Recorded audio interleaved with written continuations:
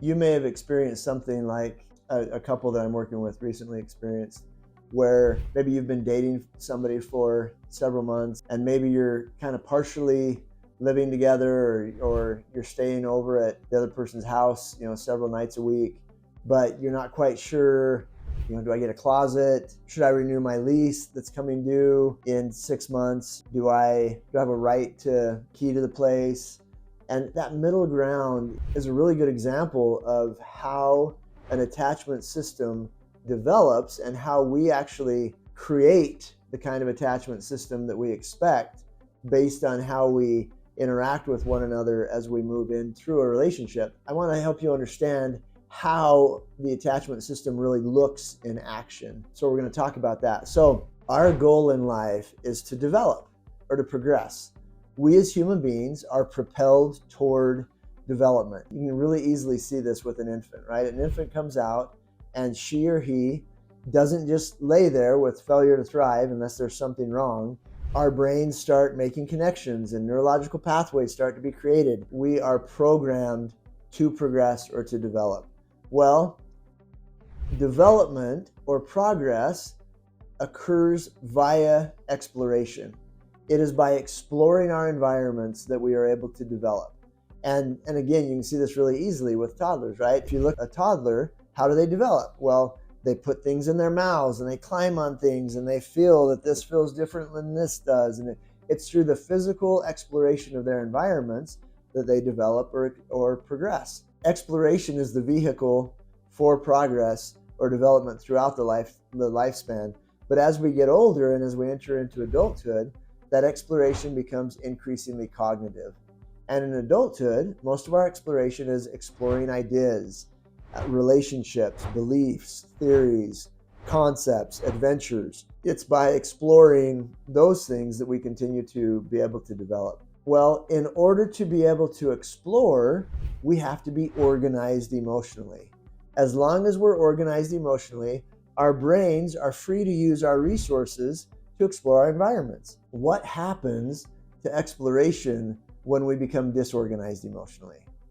Again, think about a little toddler, right? If a little toddler is out exploring and she gets hurt, what does she do?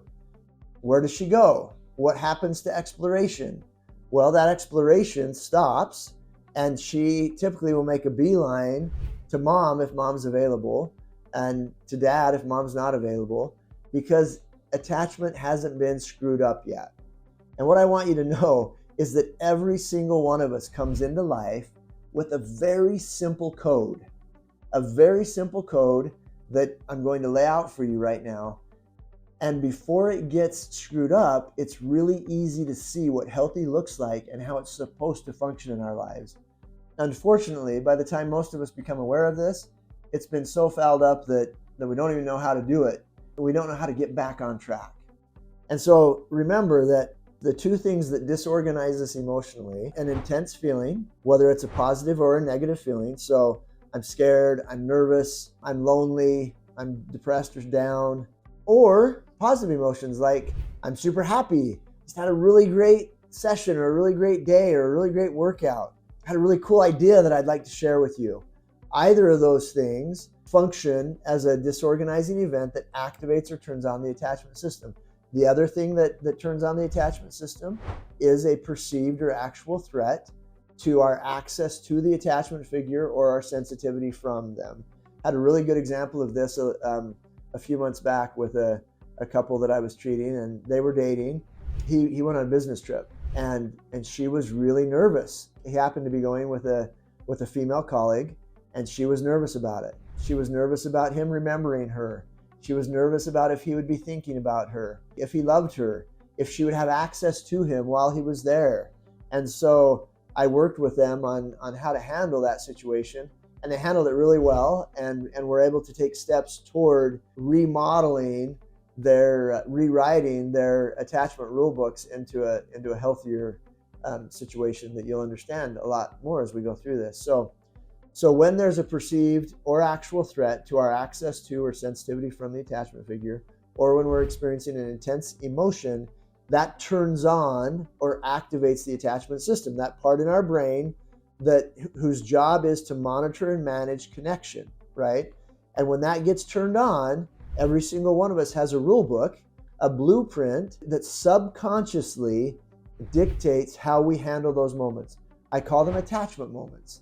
Attachment moments are when the attachment system gets activated by a disorganizing event. So when that happens, there's a really important crossroads that occurs right there. Healthy is to vulnerably turn to the attachment figure, to let them know that you're in need. And unhealthy is not doing that. It's turning away, it's turning to somebody else, it's distracting yourself. But the healthy code that enables the attachment system to work well is vulnerably turning to the attachment figure. In my case, I have access to her in that moment, and she's sensitive to what's going on. Then I get reorganized emotionally and I return to exploration. And the attachment system has worked. It's that simple. I don't mean to say that it's easy, but I want you to see how simple it is. This is not a complicated process. That literally is how the attachment system works. I then return to exploration, and through exploration, I return back to progress. I start developing again. That's how it works. Okay, so what happens, however, if when I turn to my attachment figure, instead of receiving sensitivity and availability, I am met with unavailability and or insensitivity? Well, when that's the case, I have a problem, right? I'm in need and I'm not getting that need met. So let's say I'm coming home from work and I've had just a really rough day. And I walk in the door and I really could use a hug, and I would love to just kind of tell my wife what's going on. And what if she is making dinner, she's dealing with the kids, for whatever reason, she's unavailable? What do I do? What's healthy? Well, what's healthy there is to engage in what we call corrective efforts.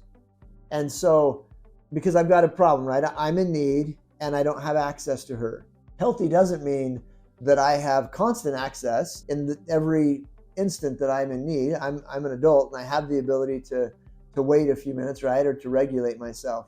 But what corrective efforts might look like there is, hey, I've had a rough day, and I know that you've got stuff going on, and I can see that you're busy.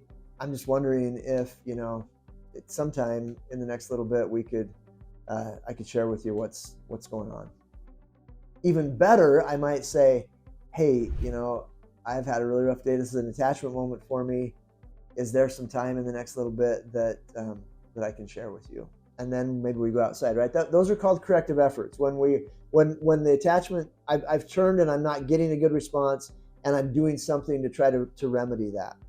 Well, if the attachment figure recognizes those corrective efforts for what they are, and again, it's easiest to see this with little kids because it hasn't been filtered yet. So if I come to you and I'm 3 years old, and I come to you crying and you're non-responsive, what might I do? Well, I might throw myself on the floor, right? Or I might hit my sibling, or I might hit you. And what I'm saying is, I'm in need and I'm not getting the help that I need. Well, if the attachment figure recognizes that, those corrective efforts for what they are, and responds with sensitivity and availability, then we get back on track and everything works all right. Everything gets working the way that it's supposed to get working.